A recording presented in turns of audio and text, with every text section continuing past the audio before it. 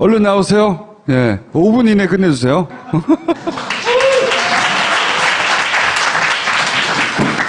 대통령 지지율 연말 50% 하락. 이게 누가 한 말이죠? 이게 홍준표 대표와. 예. 그러니까 추석 연휴 직전부터 이제 네. 추석 민심들을 이제 잡기 위해서 여러 가지 얘기가 나오고 추석 직후에도 뭐 최근에는 이제 바른정당의 주호영 그 대행이라든지 그리고 유승민 그 의원이라든지 많이 떨어질 것이다. 그런 얘기가 많이 나왔죠. 주로 그렇죠. 이제 보수 의원들 중심으로 많이 나오는데 그게 이제 추석 지나고 나서 뭐 이제 연말로 가게 되면 50%대로 이미 떨어져 있을 것이다라고 한 2달 전부터 얘기했죠. 9월 3주차 이후에 4주차부터 조금씩 반등을 해서 4주차가 언제 하면은 우리 추석 연휴 시기 직전에 주에 살짝 반등을 했다가 요거 뭐냐면은 8, 9일 날 우리 막바지 쉴 때 우리가 조사를 했어요. 어떻게 변했는지. 했더니 거의 70%에 가까워졌어요. 다시 올라가 버렸네? 예. 그러니까 저희들 분석으로는 이제 북핵 이슈가 워낙 크게 컸는데 너무 오래 지속이 되었고 내부 이제 국내 이슈, 적폐청산을 중심으로 해서 돌아서는 과정 속에서 근데 민심이 많이 회복됐다. 그 5주간의 변화를 봐도 사실 10%가 안 돼요. 네, 그렇습니다. 73%에서 66% 됐다가 70% 정도 다시 된 거예요. 네. 이게 뭐 엄청나게 떨어지고 막 변동했을 것 같은데 별 변동이 없어요, 사실. 예, 뭐 소개 드리는 것도 좀 민망한데 미끄러졌는 게 65%입니다. 어쨌든. 근데 정말로 50%대로 하락할 것인지를 조금 보자는 거죠. 네. 그 50%대로 하락을 하려면은 핵심 지지층이 완전히 붕괴는 아니어도 상당 부분이 이탈을 해야 되거든요. 근데 그걸 좀 보자는 거죠. 그 핵심 지지층은 두 개로 볼 수 있어요. 민주당 지지층하고 19대 대선에서 문 후보를 찍었던 사람들로 보는 거죠. 그 위에 거하고 밑에 거가 각각의 지지층에서의 긍정평가 비율입니다. 한번 보십시오. 쭉쭉 미끄러질 때 9월 3주차까지도 90% 선이 붕괴가 되지가 않았어요. 그래서 핵심 지지층이 흩어지지 않는다. 예, 그리고 또 전체적으로 봐도 이거는 뭐냐면은 왼쪽은 긍정평가고 오른쪽 바에 있는 좀 연한 거는 긍정평가와 부정평가의 격차를 내보인 겁니다. 쭉 보시면은 격차가 뒤집힌 거, 저 부정평가가 더 큰 계층이 딱 두 개밖에 없어요. 보수층하고 한국당밖에 없어요. 요 같은 층이죠, 사실. 보통 이제 마진 자체가 20% 정도 이상이면은 상당히 격차가 많이 벌어진 거거든요. 그러니까 50%대 30%. 그러니까 유보층이 한 20%라고 치고 50%대 30%면은 그걸 극복하기가 상당히 힘들어요. 오래 걸려요. 그러니까 마진을 봐도 20%를 밑에 있는 것이 별로 없어요. 60대라든지 60대 이상만 긍정평가하고 부정평가의 격차가 16%. 예. 긍정평가가 16%가 더 많다는 거죠. 맞습니다.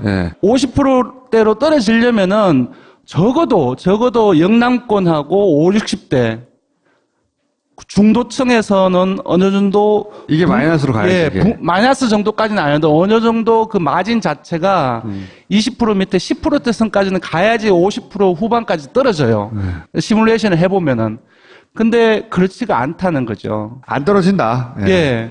근데 저 보수층, 그 다음에 한국당 지지층들 사이에서 어쨌든 굉장히 격차가 크잖아요. 그렇죠. 근데 그러면은 그게 오히려 반대로서는, 그러니까 문재인 대통령의 지지율은 떨어지지 않지만 보수층은 뭉치고 있다. 약간 이렇게 해석될 수 그렇게 볼 수 있는 있는 거죠. 보수층이라기보다는 자유한국당 지지층이고. 예, 맞습니다. 자유한국당이 뭉치는 것은 양면적입니다. 뭐냐면 뭉치는데 외로운 섬이 되어가고 있어요. 그러니까 60대 이상, 사실 1년 전만 하더라도 국정농단 전국 이전에는 모든 전국의 현안 조사를 해보면은 40대를 딱 갈라서 50대 이상은 새누리, 40대 이하는 그 민주당 이쪽이었거든요. 근데 이것이 완전히 뒤틀렸어요. 50대는 완전히 이제 민주당 쪽으로 다 편입이 다 돼버린 거예요. 예.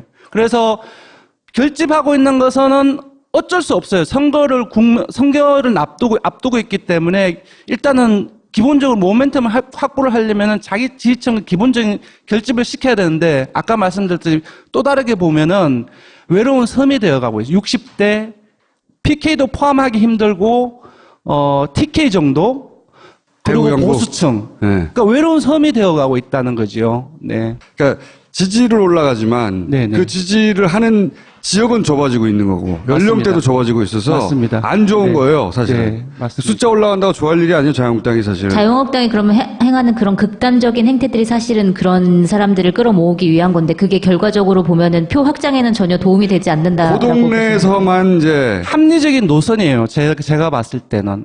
그 지선을 앞두고 광역은 제외하더라도 기초도 다 들어가 있잖아요. 그래서 어느 정도를 확보를 하려면은 어느 정도의 지지층을 가져야 되는데 그런 어떤 적폐청산을 중심으로 해서 반대의 공세라든지 그런 민심의 이반을 불러일으키는 공세를 취할 수밖에 없는 수단밖에 없는 거예요, 사실상 지금. 네. 이게 진짜 제가 보기에는 이 보수정당 사상 유례가 없는 것이 뭐 예를 들어서 민주당이 코너에 몰렸을 때를 생각해 보면 민주당이 아무리 코너에 몰렸어도 예를 들어서 광주에서만 이긴다 이런 적은 없었어요. 수도권이라든가 그렇죠. 전국을 커버하지 못해도 그림을 그리면 왼쪽 편은 뭐 파랗게 된다든가 이런 정도였거든요. 근데 지금 한국당은 점점 대구로 경북으로 좁혀지고 있어요. 자기들이 먹히는 층이. 네. 자기들이 열심히 지금 문재인 정부를 때리면 때릴수록 수치는 올라가는데 네. 수치는 올라가는데 그 수치가 올라가는 지역과 연령대가 한정되어 있다는 거죠, 점점. 쭉 보세요.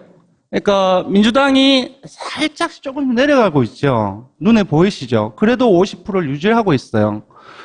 이제 한국당이 사실상 대선 이후에의 그 정치 각종 현안들을 공세적으로 합리적인 노선을 합리적으로 접근하기보다는 정치 공세를 사실상 대선 이후에 바로 시작을 했다고 해도 과언이 아니거든요. 요즘에는 그렇게 아주 심각하게 하고 있지만 쭉 보세요.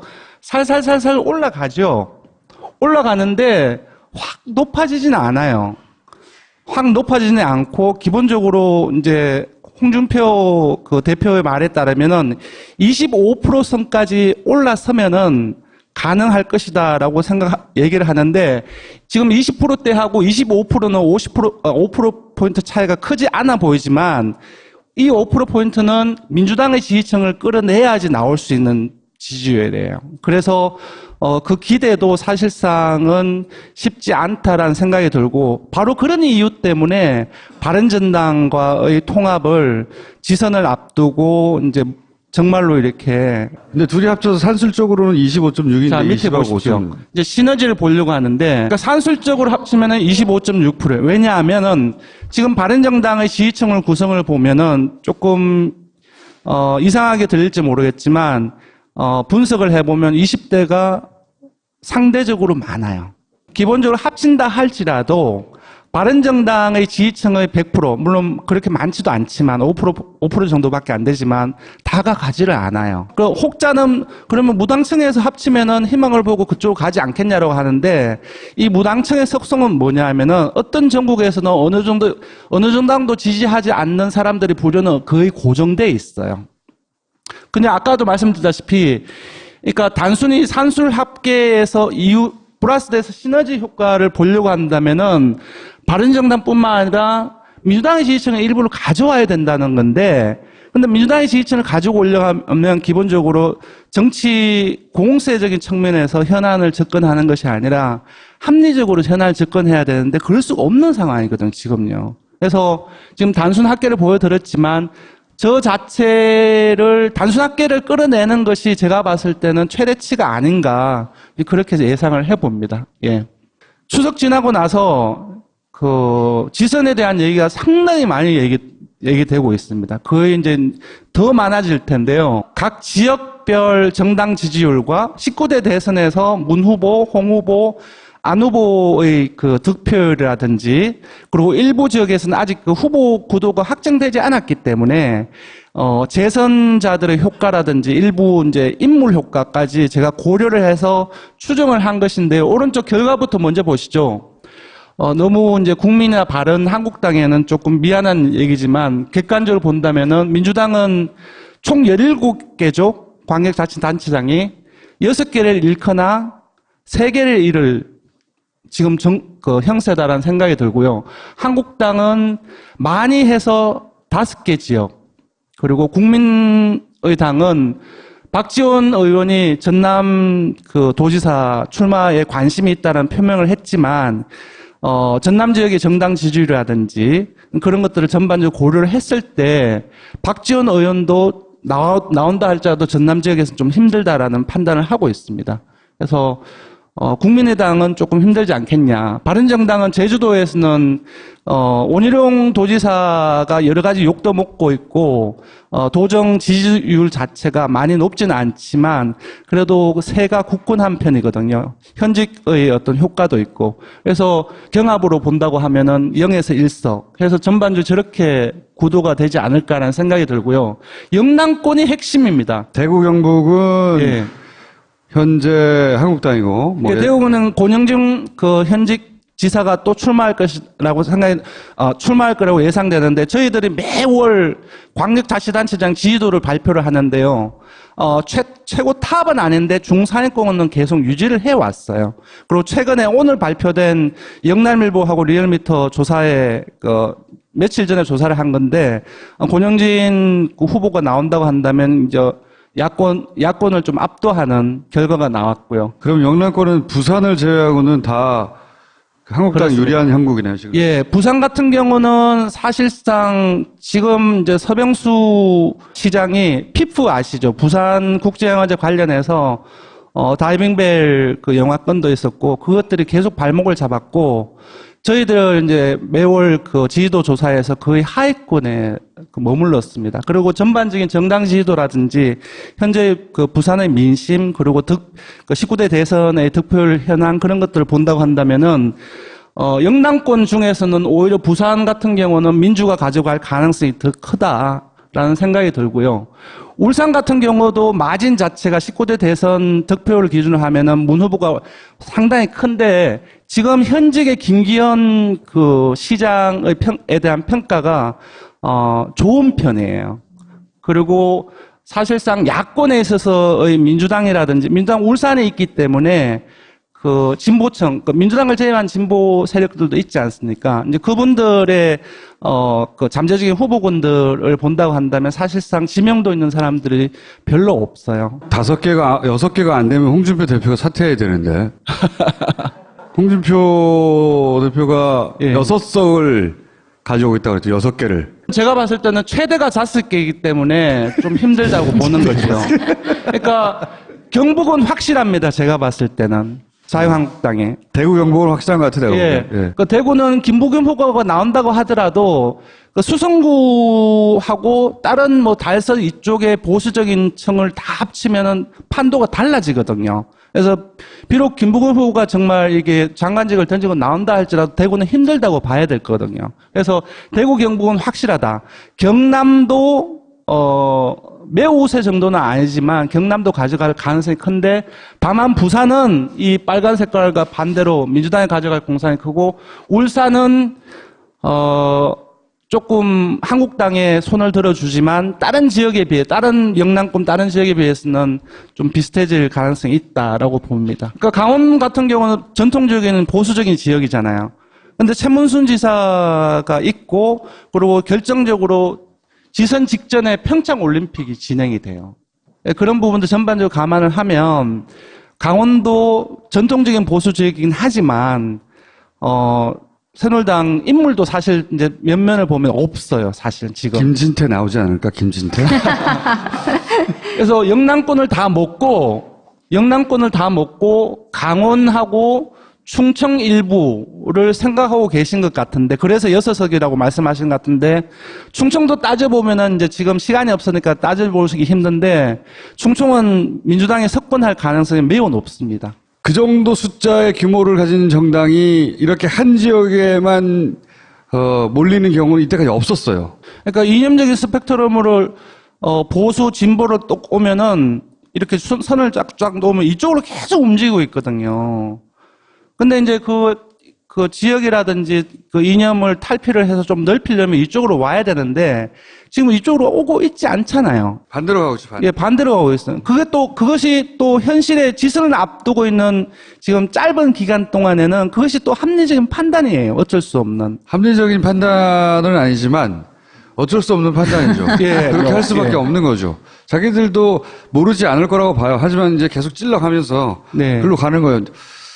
무척 기분이 좋아요. 그래서 그러니까 유승민 의원이 이제 홍준표 그 대표라든지 그 자유한국당을 얘기하면서 뜨거운 물에 서서히 뜨거운 물에 죽어가는 개구리 같다라고 얘기를 하는데 그 사실상 그런 느낌이 들어요. 보수 진영 네. 자체가 지금. 여기까지 하겠습니다. 감사합니다. 고맙습니다. 네. 레디 액션! 웃음과 행복이 꽃불 들리고 순간순간이 즐거운 곳 철학인문화대학교 지혜학교 혹시 이런 학교 어때요? 철학인문학대안학교 지하학교에서 신편입생을 모집합니다. 사진을 봐도 20%를 밑에 있는 것이 별로 없어요. 네. 60대라든지 60대 이상만 예. 긍정평가하고 부정평가의 격차가 16%. 예. 긍정평가가 16%더 많다는 거죠. 맞습니다. 예, 예. 50%대로 떨어지려면은 적어도 영남권하고 5, 60대 중도층에서는 어느 정도 이게 마이너스로 가야지. 예, 이게. 마이너스 정도까지는 아니어도 어느 정도 그 마진 자체가 20% 밑에 10%대 선까지는 가야지 50% 후반까지 떨어져요. 시뮬레이션을 해보면은. 근데 그렇지가 않다는 거죠. 안 떨어진다. 예. 예. 근데 저 보수에서 보수층 그다음에 한국당 지지층들 사이에서 어쨌든 굉장히 격차가 크잖아요. 그렇죠. 근데 그러면은 그게 오히려 반대로서는 그러니까 문재인 대통령의 지지율은 떨어지지 않지만 보수층은 뭉치고 있다. 약간 이렇게 해석될 그렇게 수 볼 수 있는 있나요? 거죠. 보수층이라기보다는 자유한국당 땅 지지층이 지지층. 보고 예, 네. 맞습니다. 자유한국당이- 자유한국당이 뭉치 대선에서 문 후보를 찍었던 사람들로 보는 거죠. 그 위에 거하고 밑에 거가 각각의 지지층에서의 긍정평가 비율입니다. 한번 보십시오. 쭉쭉 미끄러질 때 9월 3주차까지도 90% 선이 붕괴가 되지가 않았어요. 그래서 핵심 지지층이 흩어지지 않는다. 예, 그리고 네. 또 전체적으로 봐도 이거는 뭐냐면은 왼쪽은 긍정평가고 오른쪽 바에 있는 좀 연한 거는 긍정평가와 부정평가의 격차를 내보인 겁니다. 네. 쭉 보시면은 격차가 뒤집힌 거, 저 부정평가가 더 큰 계층이 딱 두 개밖에 없어요. 보수층하고 한국당. 한국당밖에 없어요. 요 같은 층이죠, 사실. 그 보통 이제 마진 자체가 20% 정도 이상이면은 상당히 격차가 많이 벌어진 거거든요. 그러니까 50%대 30%. 그러니까 유보층이 한 20%라고 치고 50%대 30%면은 그걸 극복하기가 상당히 힘들어요. 오래 걸려요. 그러니까 막바지 쉴 때 우리가 조사를 했어요. 어떻게 변했는지. 했더니 거의 70%에 가까워졌어요. 다시 올라가 버렸네. 예, 그러니까 저희들 분석으로는 이제 북핵 이슈가 워낙 크게 컸는데 너무 오래 지속이 되었고 내부 이제 국내 이슈 적폐청산을 중심으로 해서 돌아서는 과정 속에서 근데 민심이 많이 회복됐다. 그 5주간의 변화를 봐도 사실 네. 10%가 안 돼요. 네, 그렇습니다. 73%에서 66% 됐다가 70% 정도 다시 된 거예요. 네. 이게 뭐 엄청나게 떨어지고 막 변동했을 것 같은데 별 변동이 없어요, 사실. 예, 뭐 소개 드리는 것도 좀 민망한데 미끄러졌는 게 65%입니다. 어쨌든. 근데 정말로 50%대로 하락할 것인지를 조금 보자는 거죠. 네. 그 50%대로 하락을 하려면은 핵심 지지층이 완전히 붕괴는 아니어도 상당 부분이 이탈을 해야 되거든요. 근데 그걸 좀 보자는 거죠. 그 핵심 지지층은 두 개로 볼 수 있어요. 민주당 지지층하고 19대 얼른 나오세요. 예. 5분 이내 끝내주세요.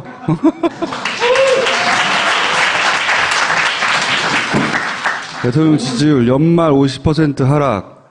이게 누가 한 말이죠? 이게 홍준표 요즘, 대표와, 예. 예.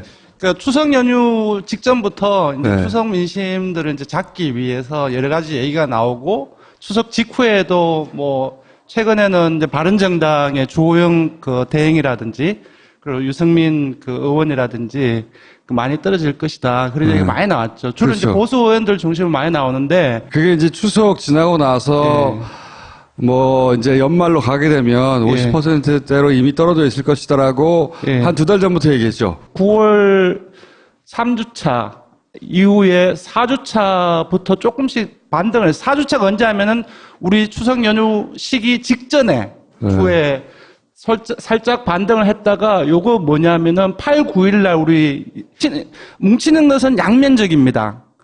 뭐냐면 뭉치는데 외로운 섬이 되어가고 있어요. 그러니까 60대 이상, 사실 1년 전만 하더라도 국정농단 전국 이전에는 모든 전국의 현안 조사를 해보면은 40대를 딱 갈라서 50대 이상은 새누리, 40대 이하는 그 민주당 이쪽이었거든요. 근데 이것이 완전히 뒤틀렸어요. 50대는 완전히 이제 민주당 쪽으로 다 편입이 다 돼버린 거예요. 예. 그래서 결집하고 있는 것은 어쩔 수 없어요. 선거를 앞두고 있기 때문에 일단은 기본적으로 모멘텀을 확보를 하려면은 자기 지지층을 기본적인 결집을 시켜야 되는데 아까 말씀드렸듯이 또 다르게 보면은 외로운 섬이 되어가고 있어요. 60대 PK도 포함하기 힘들고 TK 정도 그리고 대구, 영국. 보수층. 네. 그러니까 외로운 섬이 되어가고 있다는 거죠. 네. 그러니까 지지를 올라가지만 네네. 그 지지를 하는